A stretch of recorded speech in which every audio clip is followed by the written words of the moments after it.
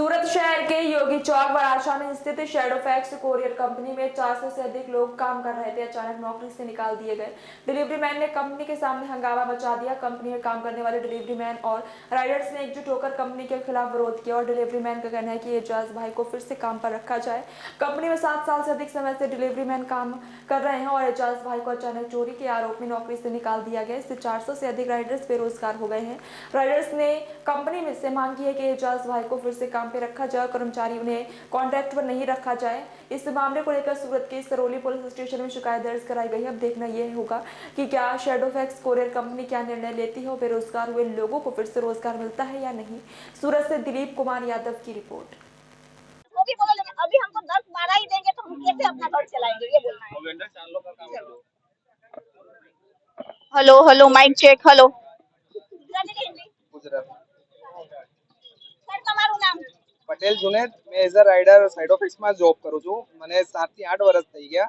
હવે અહીંયા આવું છે કે અમારા જે મેનેજર સાહેબ છે એમને બેંગ્લોર બોલાવ્યા અને મેન્ટલી ટોર્ચર કરીને એમને રિઝાઇન મુકાઈ દીધું। એમાં અમારા જે ઉપરના જે સર છે કૃષ્ણકાંત અને રંજીત સર, એ બંનેઓ બહુ મેન્ટલી ટોર્ચર કર્યું છે અમારા એજાજભાઈને। ને એમને ચોરીનો બ્લેમ રાખ્યો કે ભાઈ તું બી ચોર છે, તારા જે બધા રાઇડર છે સુરતના 400-500 એ બધા ચોર છે, તો ભાઈ તું રિઝાઇન મૂકી દે ને અમે રાઇડરને હટાવીને અમે કોન્ટ્રાક્ટ પર આપી દેવાના છે આખું સુરત। હવે એ લોકો કોન્ટ્રાક્ટ પર આપી દેશે તો એ લોકો પર પેકેટ 1 રૂપિયામાં કોન્ટ્રાક્ટને આપવાનું કહે છે। અમે ઓલરેડી 1 રૂપિયા 15 પૈસામાં જોબ કરીએ છીએ। હવે કોન્ટ્રાક્ટ વાળો રૂપિયામાં લેશે તો એ લોકો 70 પૈસા 60 પૈસામાં બીજાને આપશે, તો એમાં સેલેરી બનશે 10,000 12,000। હવે માણસ એમાં પેટ્રોલ પુરાવશે કે શું કરશે શું નહીં, બરાબર, તો ઘર કેવી રીતે ચલાવશે? તો અમારી એક જ છે કે ભાઈ જે કંપની રોલ પર અમારું ચાલે છે એ જ ચાલે ને અમારા એજાજ સર અમને પાછા મળે ને એજાજ સર અહીંયા જોબ પર ઓન રોલ આવી જાય શેડોફિક્સમાં ને જે કંપનીને બેઝ પર અમે જે બધા જોબ કરતા હતા 400-500 રાઇડર, એ બધા કંપની જોબ પર જ લાગી જાય। ને અમારું એક જ છે કે ભાઈ અમે 2016-17 થી અહીંયા જોબ કરીએ છીએ।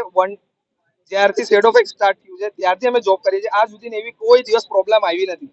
જ્યારે 2000-3000 પાર્સલ આવતા હતા, આજે 70,000 થી 80,000 પાર્સલ આવે છે તે અમારા લીધે છે, અમારા રાઇડરોના લીધે છે। તો અમે આટલી મહેનત આમાં કરી છે। અમારું ઓન રોલ અહીંયા તમે ચેક કરી લો, અમે કેટલા વર્ષથી જોબ કરીએ છીએ।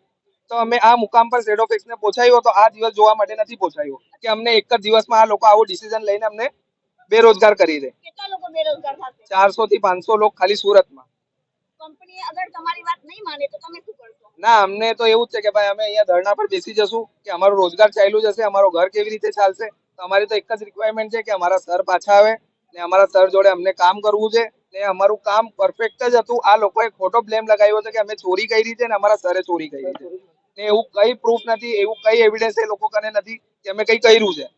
બસ એક જ છે એ લોકોનું કે કોન્ટ્રાક્ટ પર કરવું છે અને એ લોકોને કંપનીનો પ્રોફિટ વધારે જોઈએ છે, બસ એક જ છે, બીજું કઈ નથી એ લોકોનું। સર તમારું નામ? પટેલ જુનેદ। મેં એઝ અ રાઇડર સાઇડ ઓફિસમાં જોબ કરું છું। મને 7 થી 8 વર્ષ થઈ ગયા। હવે અહીંયા આવું છે કે અમારા જે મેનેજર સાહેબ છે એમને બેંગ્લોર બોલાવ્યા અને મેન્ટલી ટોર્ચર કરીને એમને રિઝાઇન મુકાઈ દીધું। એમાં અમારા જે ઉપરના જે સર છે કૃષ્ણકાંત અને રંજીત સર, એ બંનેઓ બહુ મેન્ટલી ટોર્ચર કર્યું છે અમારા એજાજભાઈને।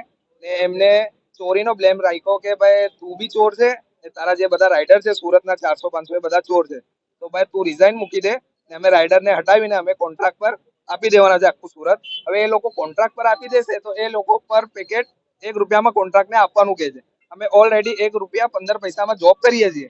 હવે કોન્ટ્રાક્ટ વાળો રૂપિયામાં લેશે તો એ લોકો 70 પૈસા 60 પૈસામાં બીજાને આપશે, તો એમાં સેલેરી બનશે 10,000 12,000। હવે માણસ એમાં પેટ્રોલ પુરાવશે કે શું કરશે શું નહીં, બરાબર, તો ઘર કેવી રીતે ચલાવશે?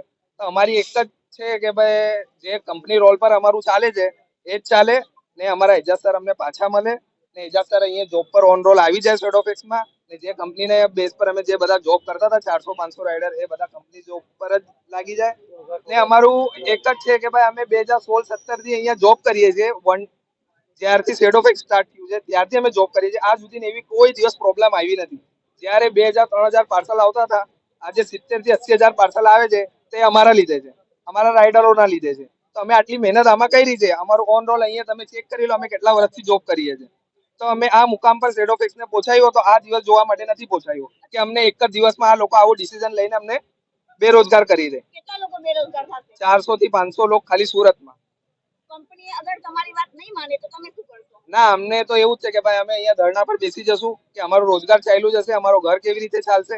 તો અમારી તો એક જ રિક્વાયરમેન્ટ છે કે અમારા સર પાછા આવે ને અમારા સર જોડે અમને કામ કરવું છે ને અમારું કામ પરફેક્ટ જ હતું. આ લોકોએ ખોટો બ્લેમ લગાવ્યો છે કે અમે ચોરી કરી છે ને અમારા સરે ચોરી કરી છે ને એવું કઈ પ્રૂફ નથી, એવું કઈ એવિડન્સ એ લોકો કને નથી કે અમે કઈ કર્યું છે. બસ એક જ છે એ લોકોનું કે કોન્ટ્રાક્ટ પર કરવું છે અને એ લોકોને કંપનીનો પ્રોફિટ વધારે જોઈએ છે. બસ એક જ છે, બીજું કઈ નથી એ લોકોનું.